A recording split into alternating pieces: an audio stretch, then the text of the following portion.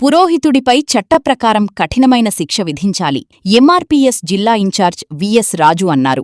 పటాన్చెరువు నియోజకవర్గం రామచంద్రపురం పట్టణంలోని మహంకాళి అమ్మవారి దేవాలయంలో ఇటీవల చోటు చేసుకున్న దుర్ఘటనపై ఎంఆర్పీఎస్ జిల్లా ఇన్ఛార్జ్ విఎస్ రాజు మాదిగా, ఎంఎంఎస్ మహిళా రాష్ట్ర అధ్యక్షురాలు పెద్ద గీత, ఎంఆర్పీఎస్ నాయకులు ఆలయాన్ని సందర్శించి ఘటన జరిగిన ప్రదేశాన్ని పరిశీలించారు.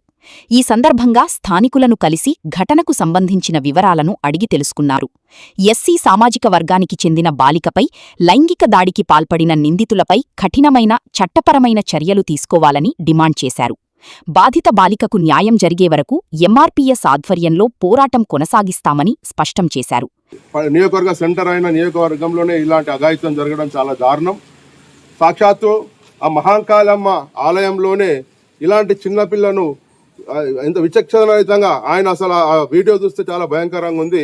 ఇలాంటి జరగకుండా మన దేశంలో ఎవ్వరు కూడా చిన్నపిల్లల దగ్గరికి, అమ్మాయిల దగ్గరికి పోతే వాళ్ళకు కఠినమైన శిక్ష ఉంటుందని నిరూపించే విధంగా ఈ ప్రభుత్వం చర్య తీసుకోవాలని కోరుకుంటూ, మహిళలంతా కూడా ఒక గర్భగుడిలో, అంటే మనం దేవుణ్ణి ఒక ప్రత్యేకంగా పూజిస్తాము.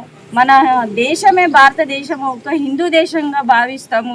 అలాంటి గర్భగుడిలో ఇలాంటి అగత్యాలు జరగడం, ఒక ఎస్సీ బాలిక, మైనర్ బాలిక పైన ఇలాంటి అగత్యాలు జరగడము, మనం పూజ చేసుకుంటామంటే కూడా మనల్ని గుళ్ళోకి రానియని రోజులు ఈరోజు మనల్ని గర్భగుడిలో మరి అలాంటి అమ్మాయిని తీసుకుపోయి అలాంటి అగత్యానికి పాల్పడ్డ వ్యక్తిని ఏ విధంగా ఎలాంటి శిక్షలు పడితే బాగుంటుంది?